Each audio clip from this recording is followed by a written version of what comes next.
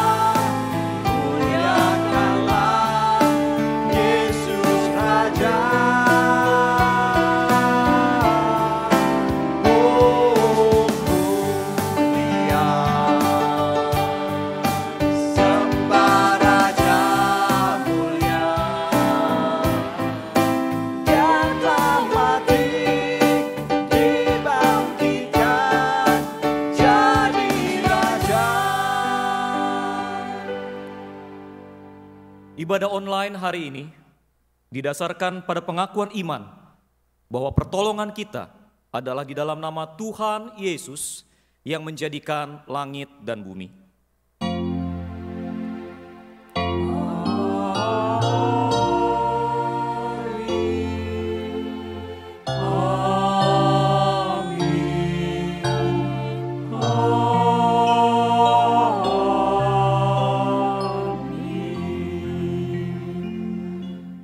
Tuhan Yesus beserta saudara dan beserta saudara juga.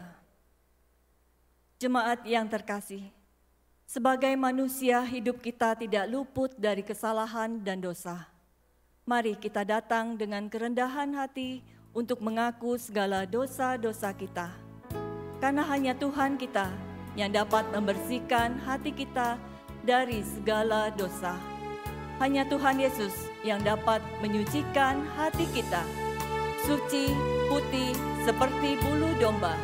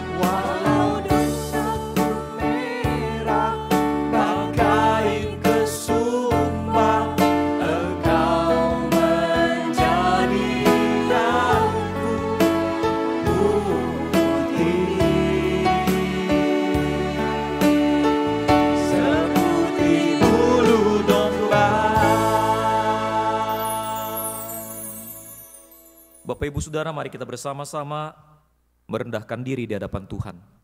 Mari kita mengakui dosa dan salah kita di hadapan Allah. Segala pelanggaran dan kelalaian yang kita lakukan selama 1 minggu ini. Mari kita datang kepada Tuhan dan memohon pengampunan dosa. Bapa Surgawi, kami bersyukur atas segala kesempatan yang Tuhan berikan kepada kami. Bersyukur kalau kami hari ini masih boleh melakukan ibadah bersama-sama dengan cara yang baru, yang harus kami rangkul untuk bisa tetap memuliakan nama-Mu. Bapa, kami datang kepadamu, merendahkan diri di hadapan Tuhan, mengakui segala dosa dan salah yang sudah kami lakukan. Entah sengaja, entah tidak sengaja.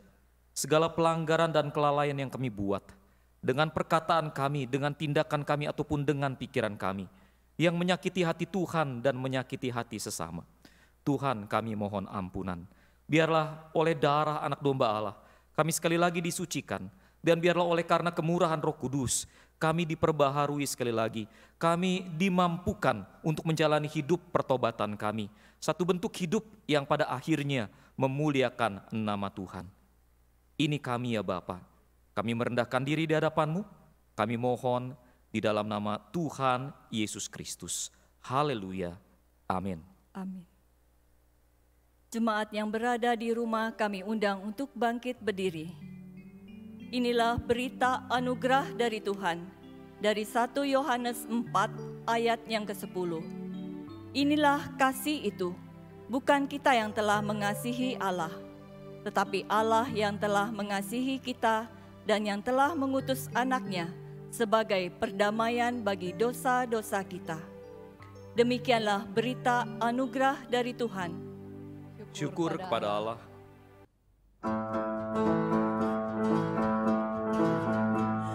In my wrestling and in my doubts, in my failures you won't walk out. Your great love will lead me through. You are the peace in my troubles here. Oh, you are the peace in my troubles here. In the silence you won't let go. In the questions your truth you hold, your great love will lead me through. You are the peace in my troubles here. Oh, you are the peace in my troubles here. My lighthouse, shining in the darkness, I will follow you. My lighthouse, I will trust your promise. You will carry me safe to shore, safe to shore, safe to shore, safe to shore. I won't fear what tomorrow brings. With each morning I rise and sing. My God's love will lead me through. You are the peace in my troubles sea. Oh, you are the peace in my troubles sea.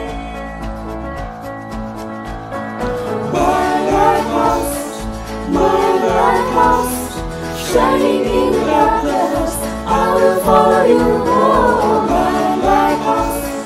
my lighthouse, I will trust the promise. You will carry me safe to shore, safe to shore, safe to shore, safe to shore. Fire before us, you're the brightest. You will lead us through the storms. Fire before us, you're the brightest. You will lead us through the storms. Hey! Fire before us, you're the brightest. You will lead us through the storms. Fire before us, you're the brightest. You will lead us.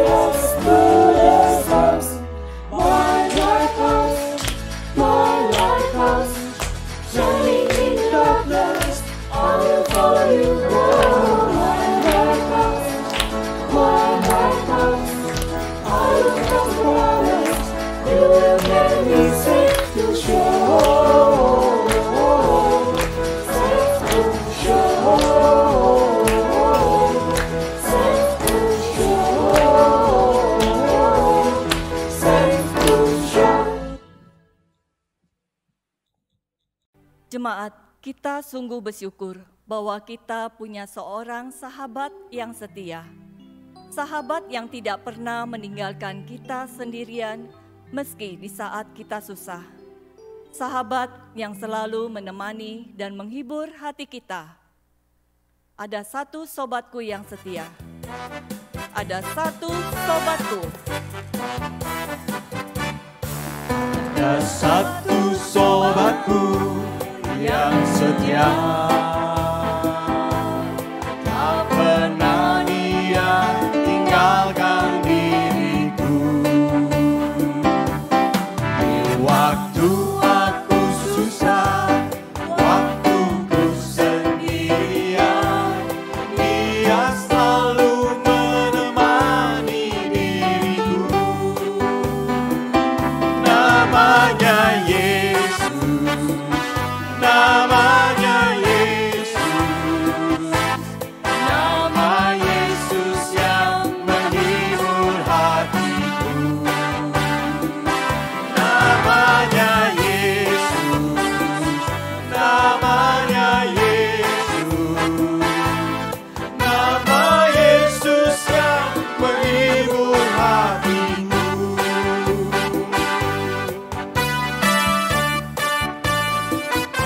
Mari kita katakan sekali lagi, ada satu sobatku yang setia. Ada satu sobatku yang setia, tak pernah dia tinggalkan diriku. Di waktu aku susah, waktuku sendirian, dia selalu menemani diriku. Namanya Yesus, namanya Yesus, nama Yesus yang menghibur hatiku. Namanya Yesus, namanya Yesus, nama Yesus yang menghibur hatiku. Namanya Yesus, namanya Yesus, nama Yesus yang menghibur hatiku. Namanya Yesus, namanya Yesus, nama Yesus yang menghibur hatiku.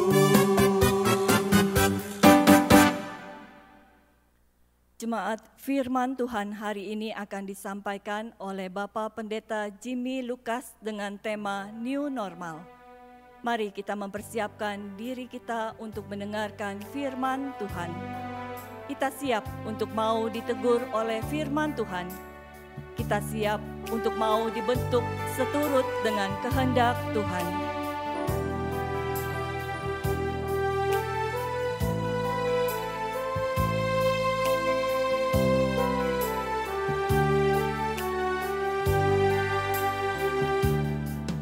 Bagaikan berjalan, siap dibentuk, demikian hidupku di tanganmu. Dengan urapan kuasa Rohmu, ku dibaharui selalu. Jadikanku Allah dalam rumah-Mu, inilah hidupku di tangan-Mu.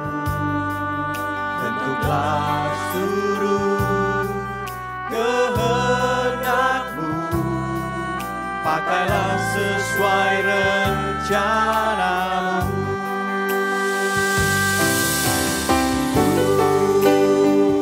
Mau seperti-Mu, Yesus,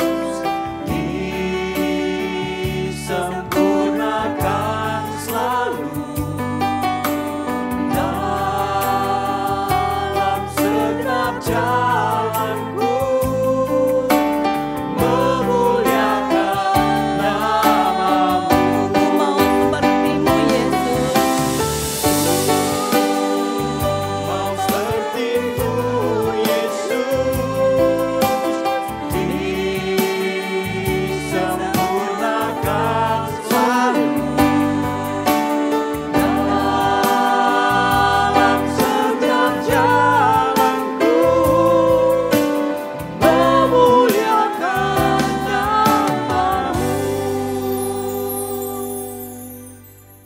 Bapak Ibu Saudara, untuk menyiapkan hati kita memasuki penguraian firman Tuhan, saya mengajak Bapak Ibu Saudara untuk bersama-sama berdoa. Bapa Surgawi, kami merendahkan diri sekali lagi di hadapan Tuhan. Kami bersyukur buat kesempatan untuk bersama-sama belajar dari kebenaran firman-Mu. Tuhan, kami rindu agar Roh Kudus bekerja di dalam hati dan pikiran kami masing-masing. Mencerahkan hati dan pikiran kami, menolong kami memahami kebenaran firman-Mu, mengubah sikap hati kami, mendorong kami untuk melakukan kebenaran firman-Mu, sehingga hidup kami benar-benar boleh menjadi hidup yang memuliakan nama Tuhan seiring dengan ketaatan kami pada kebenaran firman Tuhan. Bapa Surgawi, kami rindu Roh Kudus beracara dengan bebas di dalam penguraian firman Tuhan pada pagi hari ini. Berbicara pada kami ya Tuhan, kami siap untuk mendengarkan. Di dalam nama Tuhan Yesus kami berdoa. Amin. Bapak Ibu Saudara, mari kita bersama-sama membuka Lukas pasal 5 ayat yang ke-33 sampai ayat yang ke-39. Lukas pasal 5 ayat 33 sampai ayat yang ke-39. Jika Bapak Ibu sudah menemukan, saya akan membacakannya bagi Bapak Ibu Saudara sekalian. Orang-orang Farisi itu berkata pula kepada Yesus, murid-murid Yohanes sering berpuasa dan sembahyang. Demikian juga murid-murid orang Farisi. Tetapi murid-muridmu makan dan minum. Jawab Yesus kepada mereka, dapatkah sahabat mempelai laki-laki disuruh berpuasa, sedang mempelai itu bersama mereka? Tetapi akan datang waktunya, apabila mempelai itu diambil dari mereka. Pada waktu itulah mereka akan berpuasa. Ia mengatakan juga suatu perumpamaan kepada mereka. Tidak seorang pun mengoyakkan secari kain dari baju yang baru untuk menambalkannya pada baju yang tua. Jika demikian, yang baru itu juga akan koyak, dan pada yang tua itu tidak akan cocok kain penambal yang dikoyakkan dari yang baru itu. Demikian juga tidak seorang pun mengisikan anggur yang baru ke dalam kantong kulit yang tua. Karena jika demikian, anggur yang baru itu akan mengoyakkan kantong itu, dan anggur itu akan terbuang, dan kantong itu pun hancur. Tetapi anggur yang baru harus disimpan dalam kantong yang baru pula, dan tidak seorang pun yang telah minum anggur tua ingin minum anggur yang baru, sebab ia akan berkata, anggur yang tua itu baik. Demikianlah Injil Yesus Kristus, yang berbahagia ialah yang mendengarkan firman Allah dan yang memeliharanya. Haleluya. Haleluya, haleluya, haleluya.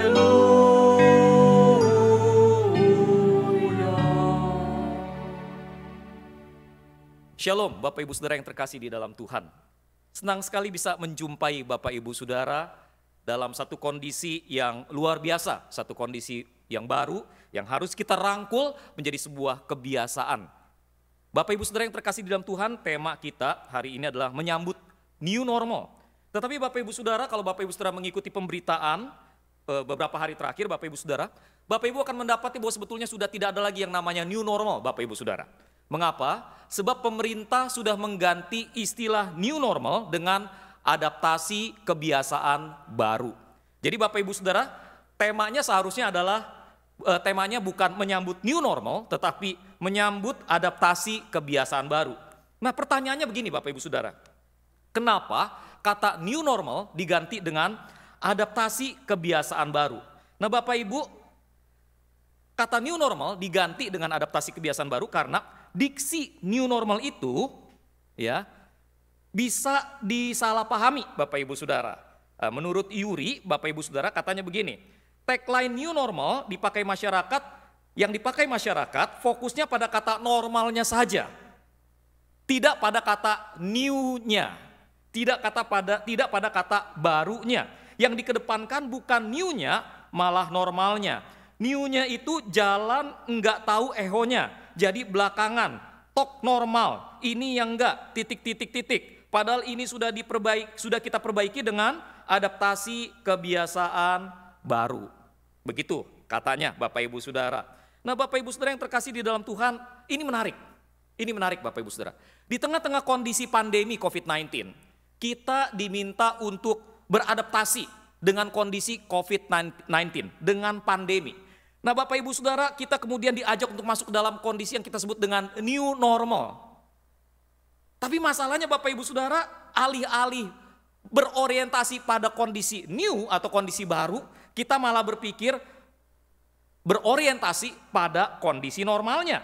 Bapak Ibu Saudara. Nah, Bapak Ibu Saudara, menarik sekali, Muldoko memastikan bahwa new normal bukan back to normal. New normal bukan back to normal. Dengan kata lain Bapak Ibu Saudara, ketika pemerintah mencanangkan gerakan new normal ini, sebetulnya Bapak Ibu Saudara ada satu indikasi yang jelas bahwa kita tidak akan pernah kembali pada the old normal atau pada kebiasaan kita yang lama. Kita terpaksa, mau tidak mau, suka tidak suka, harus merangkul new normal ini. Kita mau tidak mau, suka tidak suka, harus menyambut new normal sebagai bagian dari kehidupan kita setiap harinya. Bapak Ibu Saudara, hal ini sama seperti percakapan Yesus dengan orang Farisi di dalam Lukas pasal 5 ayat 33 sampai 39. Bapak Ibu Saudara, percakapan Yesus dengan orang Farisi mengenai kebiasaan berpuasa mungkin dipicu oleh konsep dan kebiasaan yang berkembang pada waktu itu dalam kaitannya dengan Mesias. Bapak Ibu Saudara, mungkin orang Farisi berpuasa untuk menyambut kedatangan Sang Mesias. Sedangkan Bapak Ibu Saudara, murid-murid Yesus, karena Mesias itu sudah ada bersama dengan mereka, maka mereka berpuasa untuk keperluan lain. Jadi Bapak Ibu Saudara, perbedaan konseptual ini mensyaratkan perbedaan kebiasaan. Dengan kata lain Bapak Ibu Saudara, kehadiran Sang Mesias mensyaratkan kenormalan yang berbeda. Apa yang dulu normal bagi orang Yahudi, tidak lagi normal sejak kedatangan Sang Mesias. Kehadiran Sang Mesias mengubah segala-galanya. Nah Bapak Ibu Saudara, jika perubahan tidak dilakukan, maka tatanan lama akan terkoyak. Semuanya akan menjadi sia-sia bagi mereka yang menolak perubahan. Bapak Ibu Saudara, what is new demands new normal. What is new demands new normal. Apa yang baru menuntut normalitas yang baru. Namun Bapak Ibu Saudara, justru disinilah letak masalah yang sesungguhnya Bapak Ibu Saudara. Yesus berkata orang yang terbiasa minum anggur tua tidak suka minum anggur yang baru. Kenapa? Sebab anggur tua dirasa tetap lebih baik bagi mereka. Kehadiran Yesus mengharuskan sebuah perubahan. Sesuatu yang unavoidable, tak terhindarkan. Bukan Yesus yang berubah, kita yang berubah. Kehadiran Yesus mensyaratkan perubahan kebiasaan. Nah Bapak Ibu Saudara, kehadiran sesuatu yang besar, kehadiran sesuatu yang penting, kehadiran sesuatu yang urgent menuntut perubahan dari pihak kita. Nah Bapak Ibu Saudara, ini yang seharusnya kita pahami. Jika kita menolak perubahan Bapak Ibu Saudara, jika kita menolak perubahan, maka tatanan yang selama ini kita pertahankan mungkin akan terkoyak. Jika kita menolak perubahan Bapak Ibu Saudara, maka apa yang kita pertahankan akan terkoyak dan apa yang baru justru malah menjadi sia-sia. Bapak Ibu Saudara, di dalam Yeremia pasal 29 ayat 7 sampai ayat yang ke-8, Yeremia mendorong orang Israel yang dibuang Bapak Ibu Saudara ke tanah pembuangan untuk mengusahakan kesejahteraan kota kemana mereka dibuang. Untuk berdoa untuk kota-kota itu kepada Tuhan. Nah Bapak Ibu Saudara, kenapa demikian? Karena Bapak Ibu Saudara, sekalipun mereka berhadapan dengan sebuah fakta bahwa mereka sudah dibuang ke tanah pembuangan, ada orang-orang yang gak rela. Ada orang-orang yang gak bisa terima dengan kondisi ini. Lalu kemudian muncul nabi-nabi palsu yang menubuatkan bahwa mereka akan segera kembali ke tanah kelahiran mereka.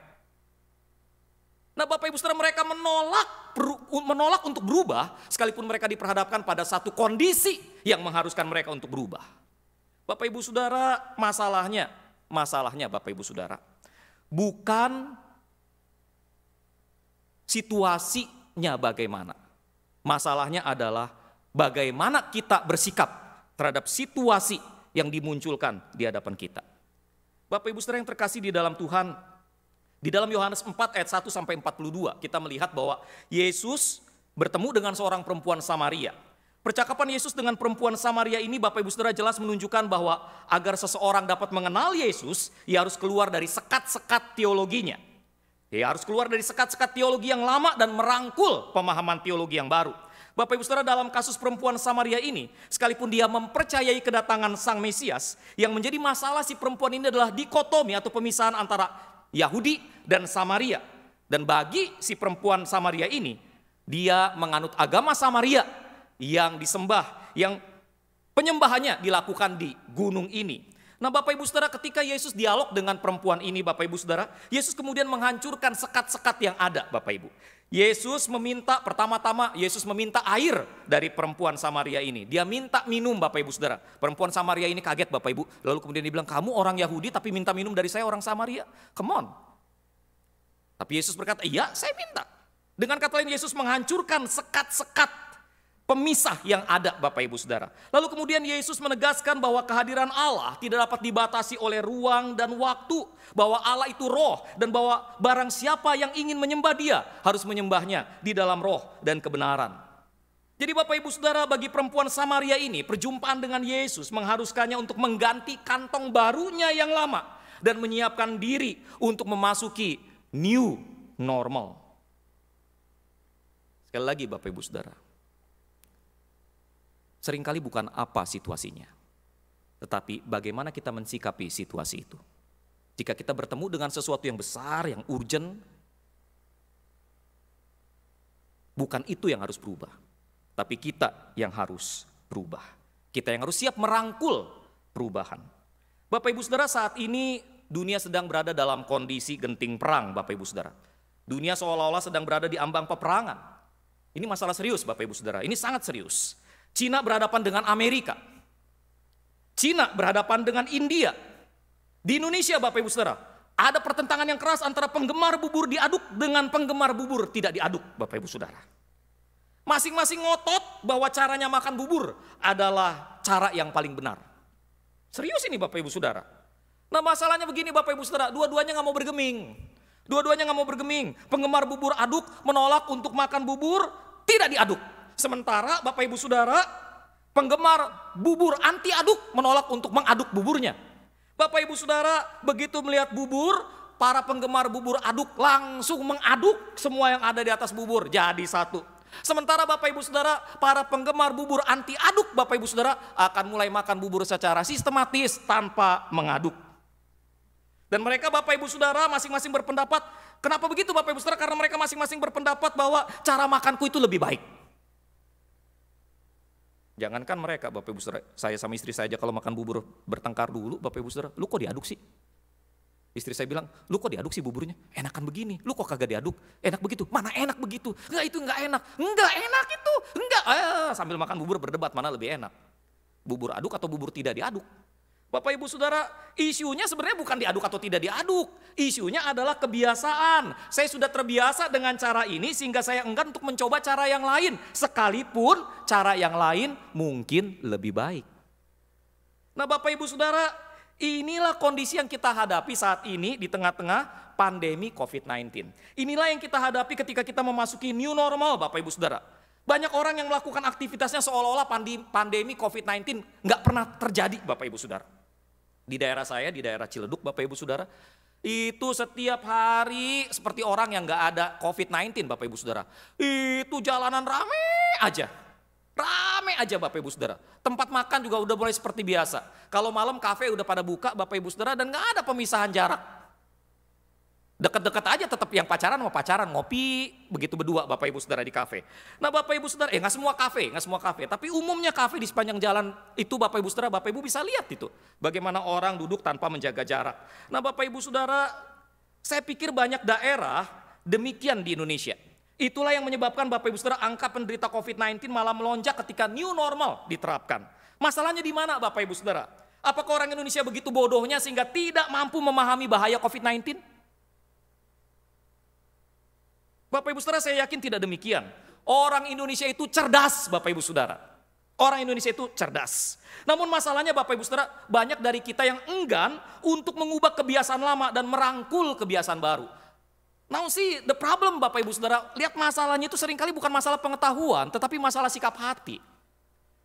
Bukan nggak tahu bahwa COVID-19 itu berbahaya, bukan nggak tahu bahwa kita harus menerapkan new normal, tetapi masalahnya hati nggak rela. Hati masih mau merangkul yang lama. Kita enggan mengubah kebiasaan Bapak Ibu Saudara. Kita enggan merangkul kebiasaan baru. Jadi masalahnya Bapak Ibu Saudara bukan pada pengetahuan, tapi pada kebiasaan. Nah Bapak Ibu Saudara, masalahnya sekarang bagaimana dengan gereja kita Bapak Ibu? Apakah gereja kita siap secara mental untuk merangkul new normal? Apakah Bapak Ibu siap untuk merangkul new normal? Bapak Ibu saudara, saya yakin pembicaraan tentang new normal nggak ketinggalan zaman. Enggak, saat ini belum. Tema khotbah saya belum ketinggalan Bapak Ibu saudara, sebab kenyataannya kita semua masih bergumul dengan itu. Apakah Bapak Ibu yang di rumah maupun yang di dalam ruangan ini Bapak Ibu saudara siap untuk merangkul new normal?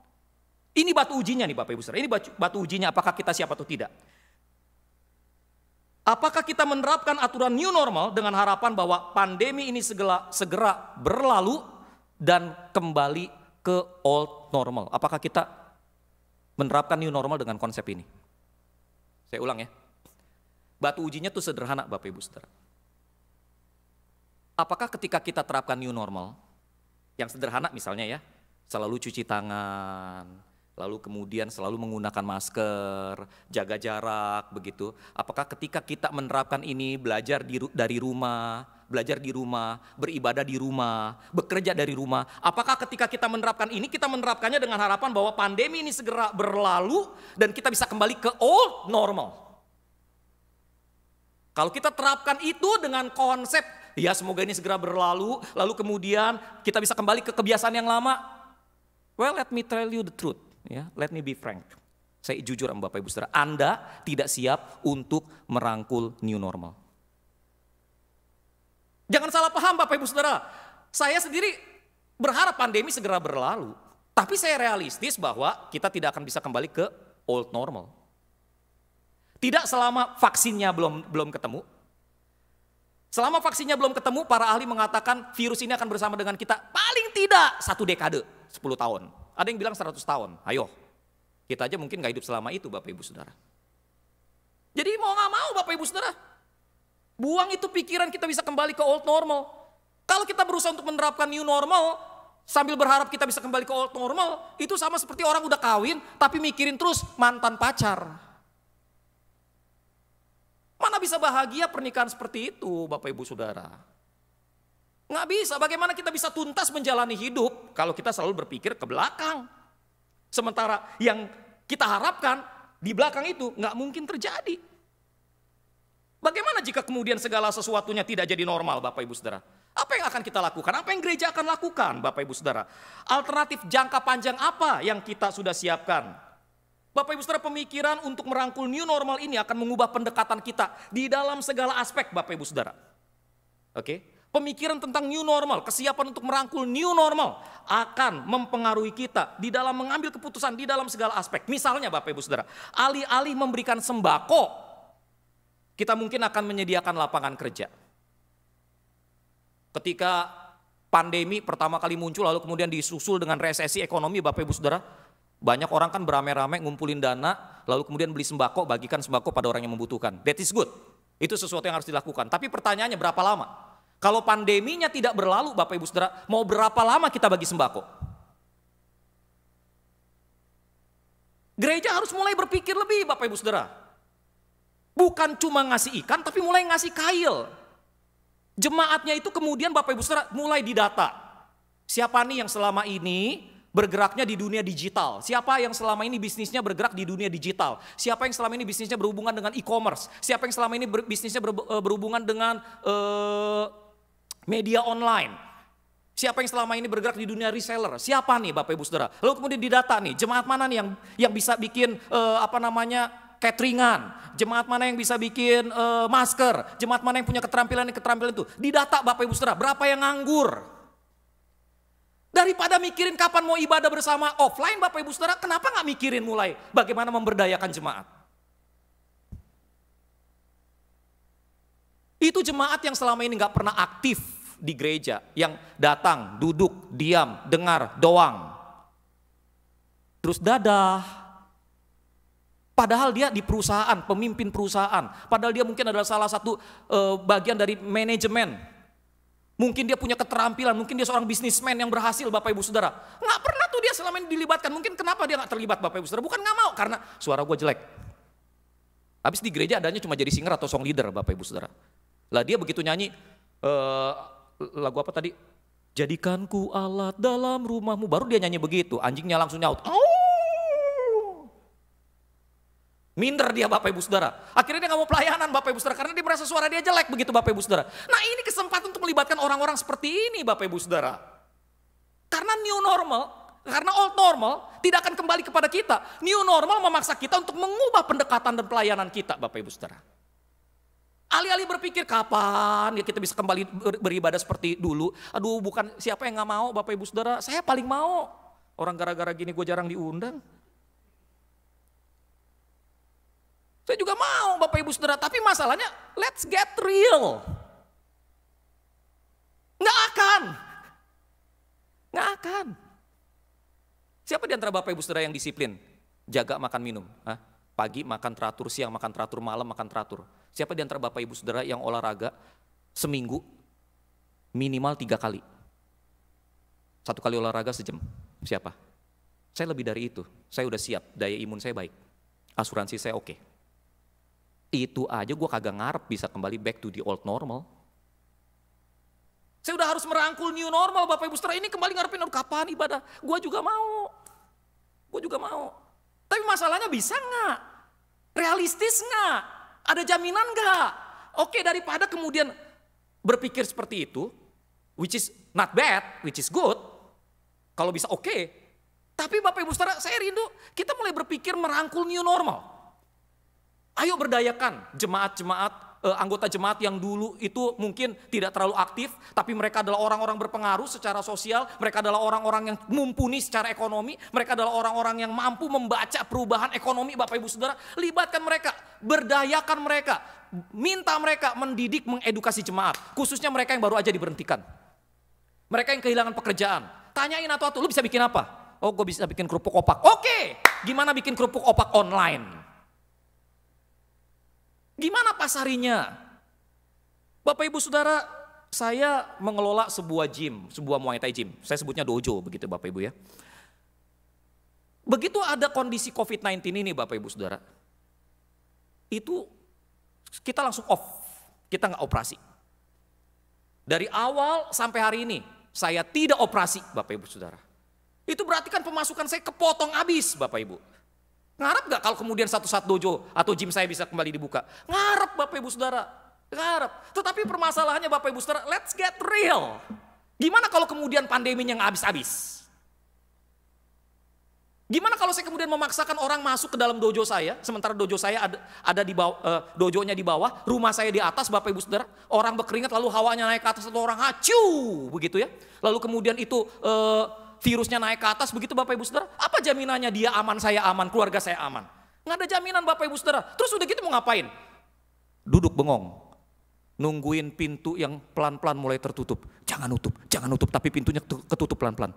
Jangan nutup, ketutup pelan-pelan. Jangan nutup. Mau begitu? Itu bahasa Mandarinnya sencingping. Nggak bisa. Ayo mulai Bapak Ibu Saudara, mulai merangkul new normal. What if? Bagaimana jika kemudian kondisinya tidak akan menjadi baik? Apa yang harus saya lakukan? Bagaimana saya kemudian melakukan manuver? Apakah mungkin ini saatnya bagi saya untuk mulai menggiatkan program-program online misalnya? Bapak Ibu Saudara, kalau Bapak Ibu lihat saya mulai sering muncul Bapak Ibu Saudara di media sosial, di IG, di YouTube. Di YouTube saya itu suplemen jiwa dalam secangkir kopi. Lalu kemudian IG TV saya Bapak Ibu Saudara ngorek Kojim, ngobrol sore kisah Kojim, kisah luar biasa, orang biasa. Bapak Ibu Saudara, saya bikin program-program seperti itu Bapak Ibu Saudara, dibayar gak? Kagak. Karena isunya buat saya dari saya lahir sampai hari ini saya gak pernah punya isu, gue harus kaya, nggak bukan itu. Masalahnya gara-gara COVID-19 ini Bapak Ibu Saudara, saya jadi sulit untuk berkarya. Saya ingin tetap berkarya, gunakan media yang ada. Nah buat Bapak Ibu yang mungkin periuk nasinya terancam gara-gara COVID-19, jangan nungguin pintu kapan terbuka, padahal pintunya tertutup Bapak Ibu Saudara. Mulai mikir gimana caranya gue bisa survive. Bisa masak, cateringan, pinter jahit, bikin masker. Adik saya buka restoran Bapak Ibu Saudara, saya tanya gimana restoran lu? Sepi kok. Lu kok bisa sepi? Saat kayak gini, iya gimana kagak sepi kok, orang tiba-tiba semua ibu rumah tangga jadi buka catering. Satu sisi gue kasihan ngeliat adik gue Bapak Ibu Saudara. Tapi di sisi lain saya salut sama ibu-ibu. Fighting spiritnya luar biasa Bapak Ibu Saudara. Now that is what we need. Kita butuh yang kayak gitu Bapak Ibu Saudara. Kita butuh untuk beradaptasi dengan new normal. Jangan pernah aduh Bapak Ibu Saudara, harapannya cuma satu. Oke, vaksinnya muncul. Lah vaksinnya kagak muncul-muncul. Gimana kalau vaksinnya muncul 100 tahun kemudian? Apa kagak makan anak istri? Berubahlah Bapak Ibu Saudara, rangkul new normalnya. Mulai Bapak Ibu Saudara melakukan tindakan-tindakan, cari pekerjaan-pekerjaan. Gereja mulai memberdayakan jemaat, gereja mulai mengelola jemaat. Alih-alih memikirkan ibadah offline Bapak Ibu Saudara, kenapa nggak fokus pada membangun komunitas yang lebih solid? Komsel bukan cuma ngomong mengenai gimana ibadah hari ini, gimana apakah sudah saat teduh, gimana apakah ada kesulitan di dalam pertumbuhan rohani. Enggak, jangan cuma ngomongin itu. Komsel mulai mikir, udah nanam bayam belum di rumah, udah piara ayam belum. Iya dong, siapa tahu kemudian kita diberhentiin kerja, kan anak tetap harus makan 4 sehat 5 sempurna. Kalau ada bayam di rumah kita tanam tinggal petik. Ada ayam kita piara, telurnya kita ambil Bapak Ibu Saudara. Kalau misalnya saya misalnya piara ayam, Bumar tanam tanam bayam begitu ya. Oke, Bumar nggak pengen protein, saya kasih telur. Saya pengen sayur mayur, saya tinggal ngambil bayam. Kan saling bantu di dalam komunitas Bapak Ibu Saudara. Saya pikir mungkin this is blessing in disguise Bapak Ibu Saudara. Oke, mungkin melalui COVID-19 Allah sedang mengingatkan bahwa sebetulnya cara kita bergereja mungkin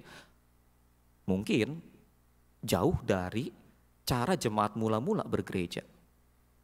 Jemaat mula-mula Bapak Ibu Saudara nggak punya gedung gereja. Mereka beribadah di rumah-rumah, mereka membangun komunitas jemaat rumah.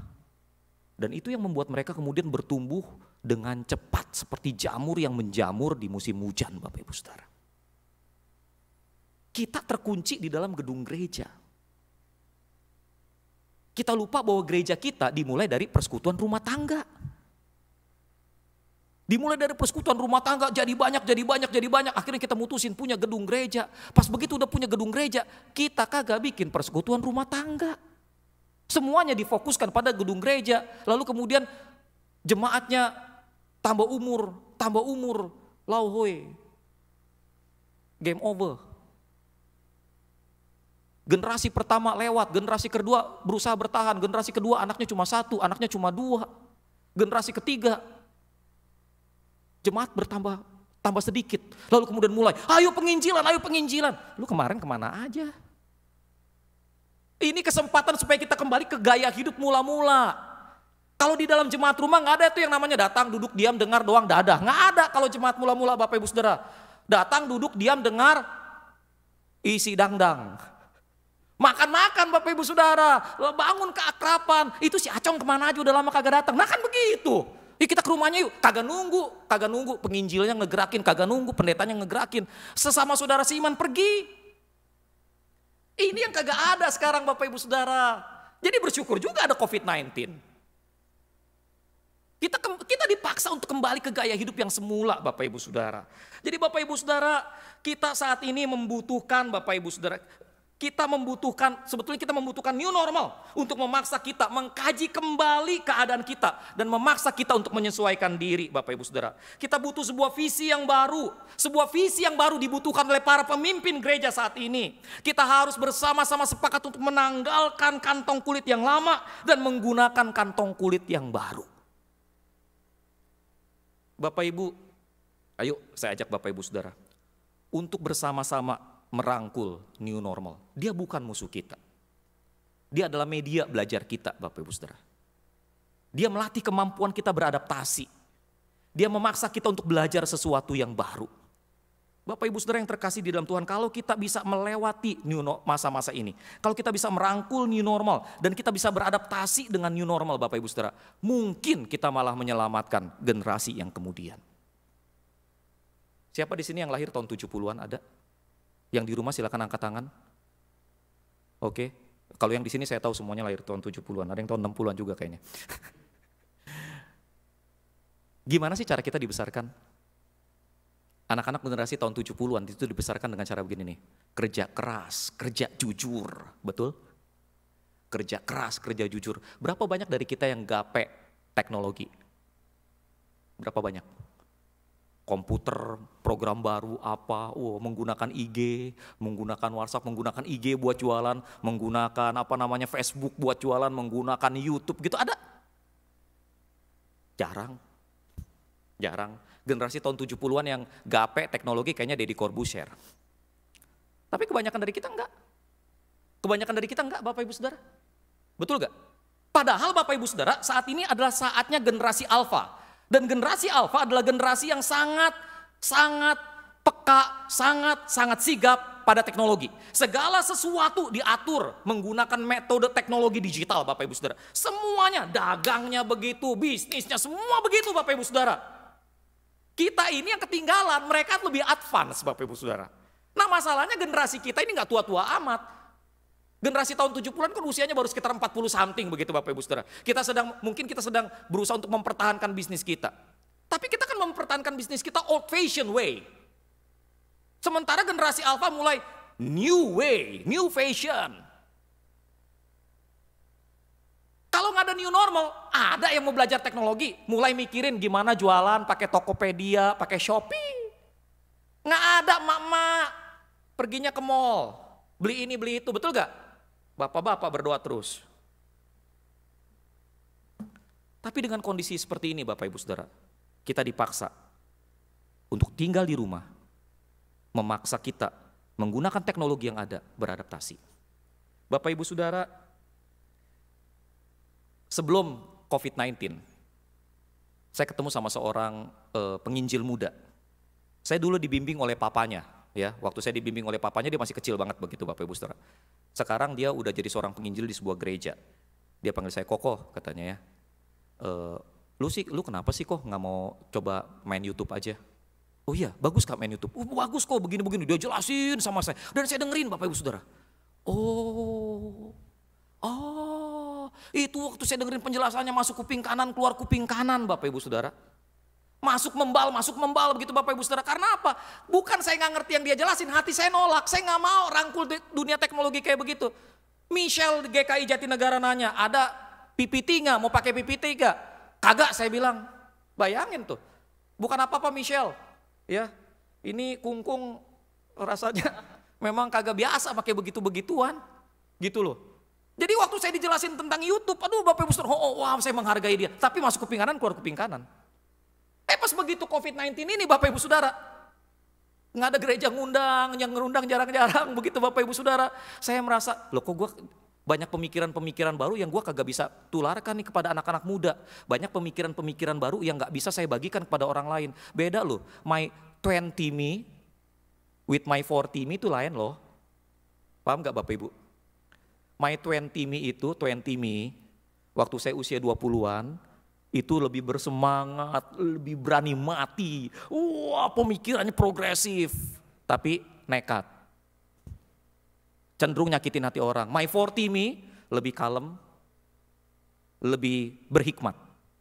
Nggak suka nyakitin orang Bapak Ibu Saudara. Cuma satu persamaannya antara my 20 me dengan my 40 me, sama-sama ganteng. Ya cuma ini kagak.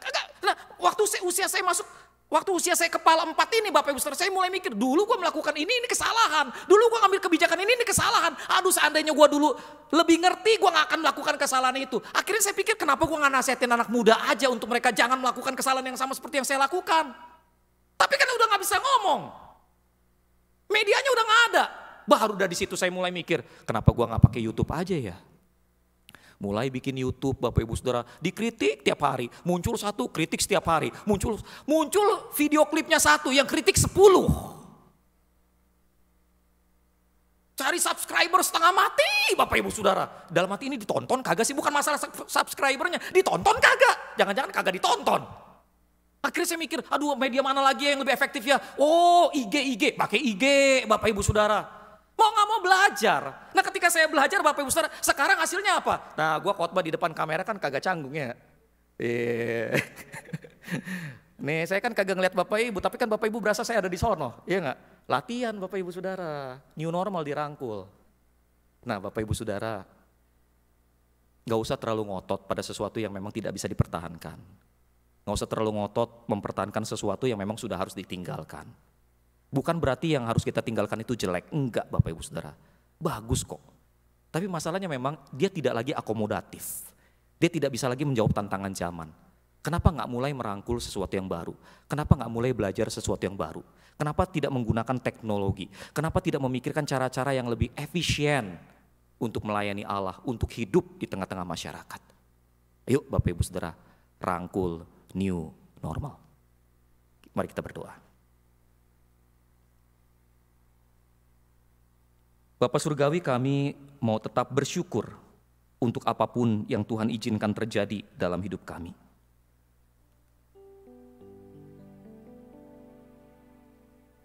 Tidak selalu apa yang terjadi menyenangkan. Tidak selalu apa yang terjadi kami inginkan. Tetapi Bapa Surgawi, ketika Tuhan izinkan ini terjadi dalam hidup kami, kami tahu bahwa Tuhan sedang mengajar kami sesuatu. Tuhan ingin kami menyesuaikan diri. Tuhan ingin kami melakukan apa yang harus kami lakukan untuk bisa tetap memuliakan nama-Mu, situasi apapun yang harus kami hadapi. Saat ini kami berada di tengah-tengah masa pandemi COVID-19. Kami juga mengalami resesi besar-besaran. Kami harus merangkul new normal. Tuhan tolong kami dengan ikhlas, dengan rela, dengan iman, dengan taat. Merangkul new normal. Ada banyak kebijakan yang harus kami pikirkan. Ada banyak keinginan yang harus kami akomodasi. Tapi Tuhan tolong kami untuk memahami bahwa keadaan saat ini harus disikapi dengan hikmat ma'rifat, harus disikapi dengan bijak, dengan tetap mengedepankan kemuliaan Tuhan. Mari Tuhan berkarya. Di dalam nama Tuhan Yesus kami berdoa. Amin.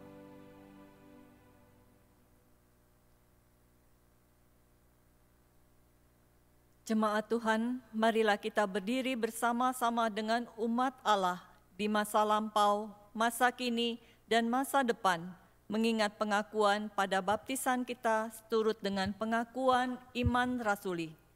Mari kita ucapkan bersama-sama pengakuan iman rasuli. Aku percaya kepada Allah, Bapa yang Maha Kuasa, pencipta langit dan bumi, dan kepada Yesus Kristus, Anak yang tunggal Tuhan kita, yang dikandung daripada Roh Kudus, lahir dari anak darah Maria, yang menderita sengsara di bawah pemerintahan Pontius Pilatus, disalibkan, mati dan dikuburkan, turun ke dalam kerajaan maut, pada hari yang ketiga bangkit pula dari antara orang mati, naik ke surga, duduk di sebelah kanan Allah, Bapa yang Maha Kuasa, dan dari sana Ia akan datang untuk menghakimi orang yang hidup dan yang mati.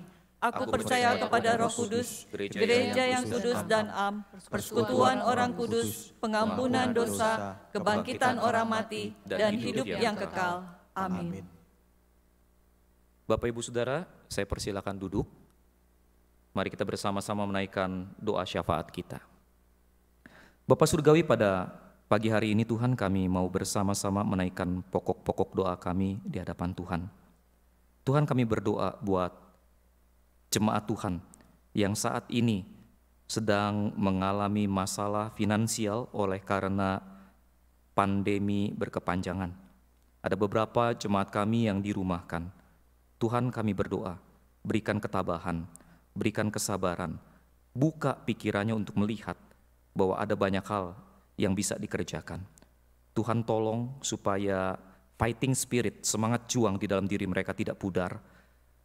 Kobarkan terus semangat juang mereka untuk tidak menyerah di tengah-tengah situasi seperti ini.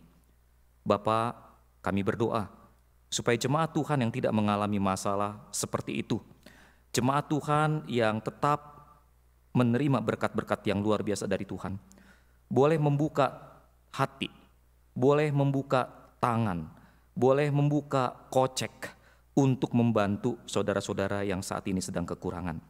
Tuhan tolong supaya ada sebuah sinergi yang baik. Mereka yang memiliki keterampilan, mereka yang memiliki pengetahuan, biarlah boleh berbagi kepada saudara-saudara seiman yang lain. Sehingga ya Tuhan, kami semua boleh bersama-sama membangun kehidupan ekonomi kami. Boleh sama-sama membangun kehidupan rohani kami. Kami semua hidup bersama-sama. Dan seperti yang dikatakan di dalam kitab Kisah Para Rasul, tidak ada seorang pun yang kekurangan. Tuhan, kami berdoa, memohon campur tangan Tuhan, supaya anak-anak Tuhan yang selama ini belum terlibat di dalam pelayanan, karena memang terbatasnya media pelayanan yang disediakan di dalam gereja, boleh melihat bahwa membagikan keterampilan dan pengetahuan mereka adalah bentuk pelayanan yang saat ini sangat dibutuhkan. Biarlah ya Tuhan, mereka boleh bermurah hati untuk berbagi dengan saudara-saudara seiman yang lainnya. Kami berdoa ya Tuhan untuk para pemimpin gereja. Sulit bagi kami ya Tuhan, orang-orang yang sudah terbiasa dengan pola lama di dalam ibadah. Orang-orang yang terbiasa dengan kehidupan berkomunitas yang hangat di dalam gereja, untuk kemudian merangkul ibadah dengan cara new normal. Tapi Tuhan tolong kami untuk memahami bahwa kadang-kadang ada situasi yang tidak bisa kami ubah. Tuhan tolong kami untuk dengan hikmat bisa mengakomodasi keadaan ini, untuk bisa mengelola semua modal yang Tuhan beri, untuk bisa kemudian menggunakannya tetap demi hormat kemuliaan nama Tuhan. Hamba-Mu berdoa supaya para pemimpin gereja disatukan hatinya untuk melakukan hal-hal yang mendatangkan kebaikan bagi jemaat. Hamba-Mu berdoa ya Tuhan supaya para pemimpin jemaat boleh melihat satu visi yang baru dari Allah. Apa yang harus dilakukan untuk memimpin jemaat ini memasuki masa new normal, untuk memimpin jemaat ini keluar dari pergumulan dengan berkemenangan. Mari Tuhan Engkau bekerja. Tuhan, kami berdoa buat saudara-saudara kami yang mungkin sakit di masa-masa pandemi ini, entah karena COVID-19 atau karena penyakit yang lain. Kami berdoa mohon Tuhan Engkau menyembuhkan, Engkau memberikan kesehatan, Engkau memberikan hikmat kepada tenaga medis yang ada untuk bisa mengobati dengan baik. Sediakan obat-obatan yang dibutuhkan, sediakan dana yang dibutuhkan. Dan ketika mujizat diperlukan ya Tuhan, mari lakukan karya-Mu. Biarlah setiap orang takjub melihat tangan Tuhan bekerja. Bapa, saat ini kami berdoa untuk para pemimpin negara kami. Sulit ya Tuhan untuk memimpin negara. Di satu sisi ada pandemi COVID-19, di sisi yang lain ada resesi ekonomi. Setiap pengambilan keputusan ya Bapak akan sangat sulit bagi para pemimpin. Beri hikmat kepada presiden dan jajarannya. Beri kesehatian kepada para pemangku jabatan negara. Tuhan tolong Engkau memberikan kepada mereka kesehatan dan kekuatan. Jika ada orang-orang yang berusaha untuk memancing di air keruh, Tuhan Engkau bekerja juga untuk membungkam mereka.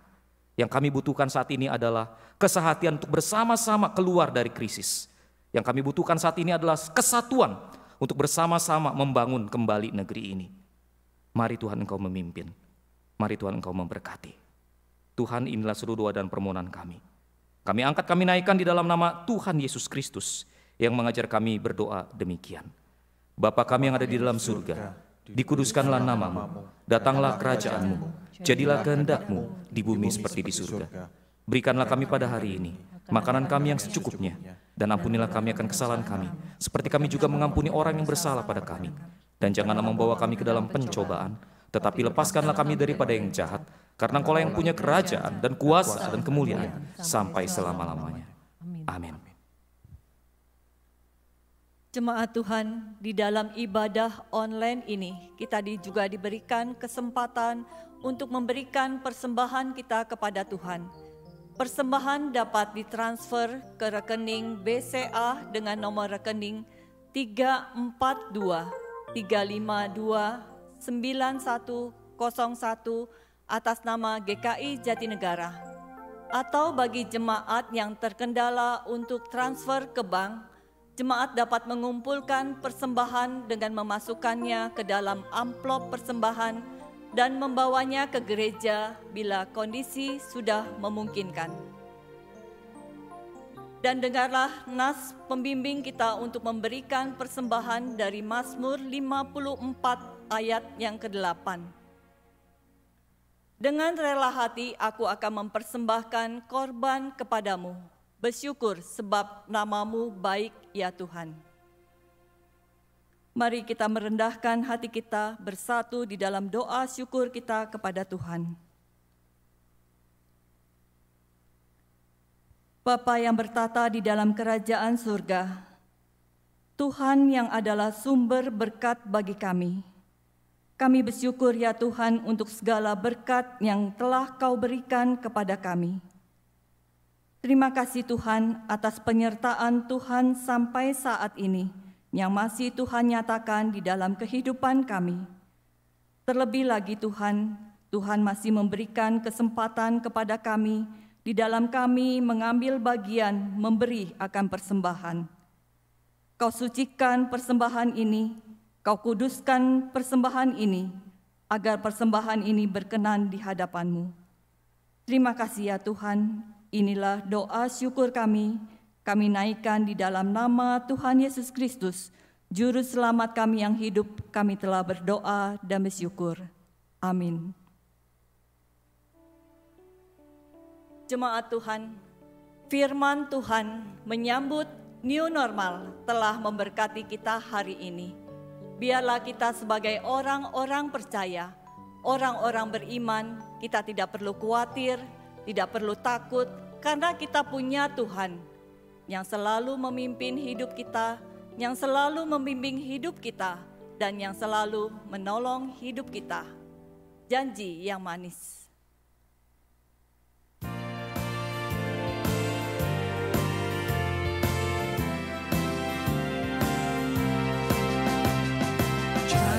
Yang manis kau tak kulupakan, tak terombang ambing lagi jiwaku.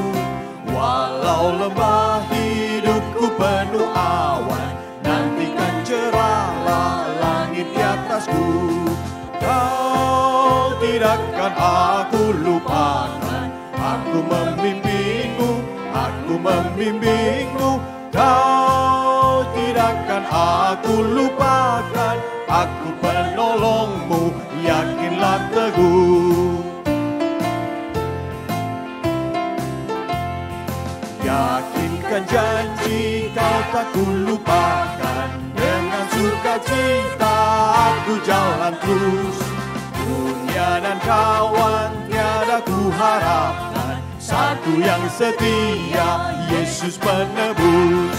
Kau tidakkan aku lupakan, aku membimbingmu, aku membimbingmu. Kau tidakkan aku lupakan, aku penolongmu, yakinlah teguh. Arahkanlah hatimu kepada Tuhan. Kami mengarahkan hati kami kepada Tuhan. Jadilah saksi Kristus. Syukur kepada Allah. Terpujilah Tuhan Sekarang dan selamanya. Jemaat yang dikasihi Tuhan, di penghujung ibadah ini, kembalilah ke tengah-tengah masyarakat dan terimalah berkat Tuhan. Tuhan memberkati engkau dan melindungi engkau. Tuhan menyinari engkau dengan wajahnya dan memberi engkau kasih karunia. Tuhan menghadapkan wajahnya kepadamu dan memberi engkau damai sejahtera.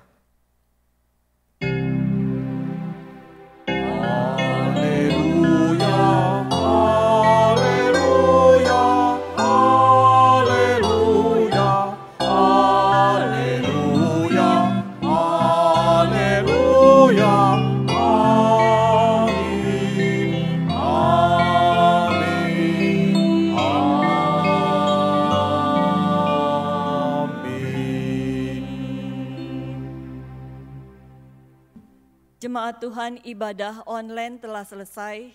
Jemaat dipersilakan untuk mengambil waktu teduh. Tuhan memberkati kita semua.